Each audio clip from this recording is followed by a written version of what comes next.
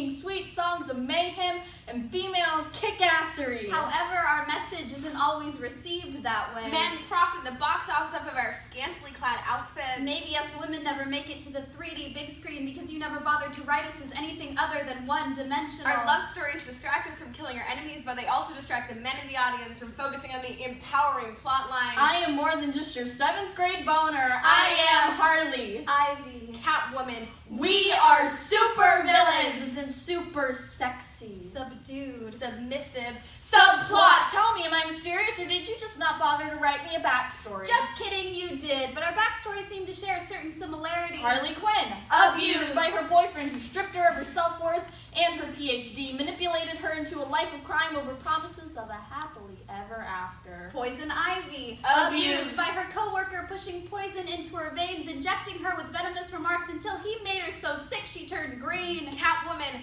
Abused by her husband who stole her jewelry and her livelihood, by an orphanage owner who threw her in a sack and tossed her in the river. Emma Frost. Abused. Mystique. Abused. Chimera. Abused. Dragonfly. Abused. Scarlet Witch. Abused. Notice how all of the women with abuse in their backstory suddenly turn into villains? As if abuse is the only thing dividing a woman between heroine and hostile. We are victims. Villainized. Vilified. Told that if we have suffered, our anger turns us monstrous. That we are the problem, not our abusers. And that we should want revenge instead of justice. But the Avengers never avenged me. Screenwriters never avenged me. When will you tell the whole story? However, there is one heroine with abuse in her backstory. Jessica Jones. Her powers were stripped from her after she was raped. Like it was a punishment. Like it was her fault. Like if she couldn't defend herself then, how could she be expected to defend the rest of the world now? Newsflash! I didn't discover my superpowers until after I was raped. I didn't know my super strength and my ability to cast force fields around my broken heart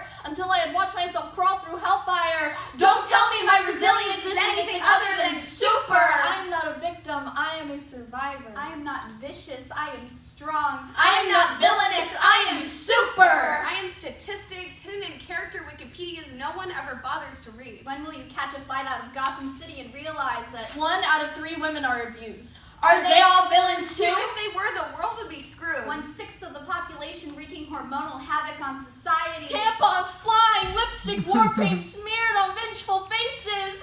Holy menstruation, Batman!